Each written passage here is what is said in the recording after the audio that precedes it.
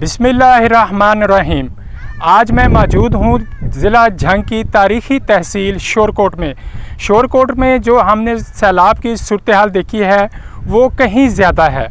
इस वक्त मैं मौजूद हूँ शोरकोट के अहम मकाम पर, दरबार सुल्तान बाहू पुल पर।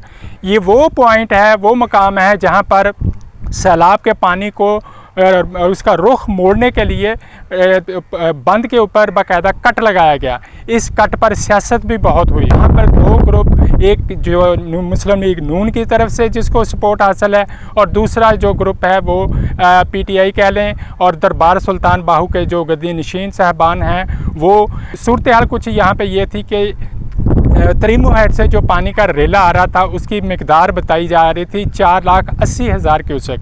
वो अगर नॉर्मल तरीके से गुजरता तो बहुत तबाही होनी थी शोरकोट को भी, और शोरकोट के बिल्कुल साथ दाएं जानब गढ़ महाराजा जो कि एक बड़ा इलाका है, तारीख़ी इलाका है, उसको नुकसान होना था।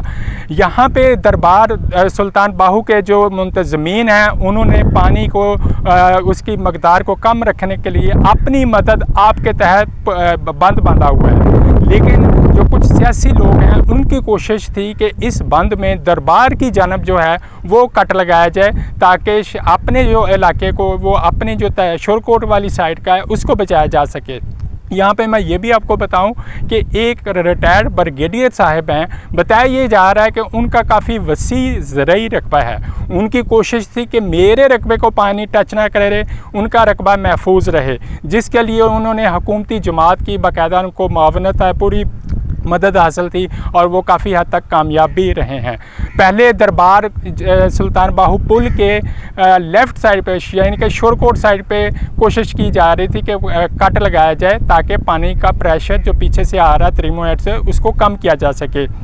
लेकिन जिस ब्रिगेडियर साहब का मैंने आपको बताया, उनकी कोशिश रही, उन मुस्लिम लीग नून के नुमाइंदे यहाँ पे जो हैं उनकी कोशिश थी कि ऐसा बिल्कुल ना हो, बल्कि जो कट लगाया जाना है वो पुल के दूसरी जानब यानी कि दरबार की जानब वहाँ पे लगाया जाए। जिसका एक ख़दशा ये था कि अगर इधर कट लगता है तो पानी दरबार को भी हिट करता, और अतराफ़ में बहुत बड़ी आबादी है, बहुत इलाके हैं, रहायशी इलाके हैं, वो डूब जाते, और इसके साथ साथ पानी गढ़ महाराजा के में भी दाखिल हो सकता था। ताहम ये कशमकश कई रोज़ तक चलती रही, कई घंटे इस पर सिलसिला चलता रहा। लेकिन ज़िले इंतज़ामिया झांकी, ज़ाहरी बात है हुकूमती जमात उनको ही, वो उनकी ही अशीरबात होती है, इंतज़ामिया ने तो उनके मुताबिक ही चलना होता है। बिल आखिर दरबार वाली जानब पे कट लगाया गया। ये मैं आपको दिखाऊंगा, ये आप देख भी सकते हैं कि ये वो इलाका है, जगह है जहाँ पे कट लगाया गया और बंद को तोड़ा गया, जिसके नतीजे में पानी का एक बहुत ज़्यादा ज़ख़ीरा जो था वो मुख्तलिफ़ अतराफ़ में फैल गया।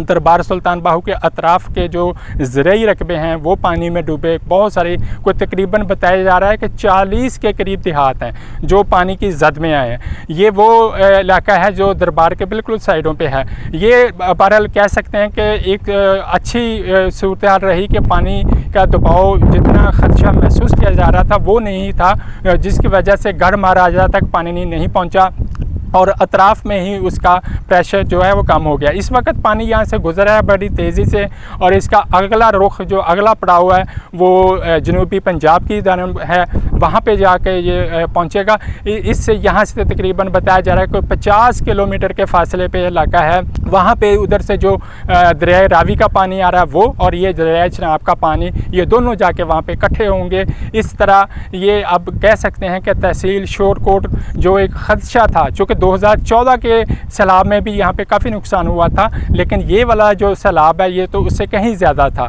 लेकिन जो अहम बात ये है मैं बताने वाली आपको, वो ये कि जिस तरह दूसरे पीछे ज़िलों में चिन्योट, जंग, वहाँ पे और सरगोदा के बाज़ इलाकों में सियासी चपकलच रही है पानी के रुख को मोड़ने के हवाले से, वो उससे कहीं ज़्यादा हमने यहाँ पे देखी है। तो ये सारी सूरत हाल है। लेकिन अब कह सकते हैं कि शोरकोट वालों से जो ख़तरा था एक सैलाब का, एक बहुत बड़ा ख़तरा जो पीछे से आ रहा था, वो टल चुका है। पानी का प्रेशर कम हो गया हुआ है, और अभी ताहम जो देहात पानी में डूबे उनके जो रहायशी थे वो मुतासिरीन, अभी तक उनकी सूरत हाल वो जो कि तू है वो मुख्तलिफ हमने देखा है। जगह जगह बेचारे रोड के ऊपर पड़ाव डाले बैठे हैं, खैमे लगाए हुए हैं। इंतज़ामिया की आनियाँ जानियाँ काफ़ी यहाँ पे भी रही हैं, दावे भी खूब होते रहे हैं, लेकिन इन मुतासरीन का कहना है कि हमें कुछ खाने को जानवरों के चारे के लिए ईवन के ऊपर हमारे सर पे जो है खैमे हैं, टेंट हैं, वो तक भी दस्तयाब नहीं है। वो ये सारी यहाँ की आज हमने सूरत हाल देखी है। अब हम बात करेंगे इसके बाद इससे अगले इलाके की।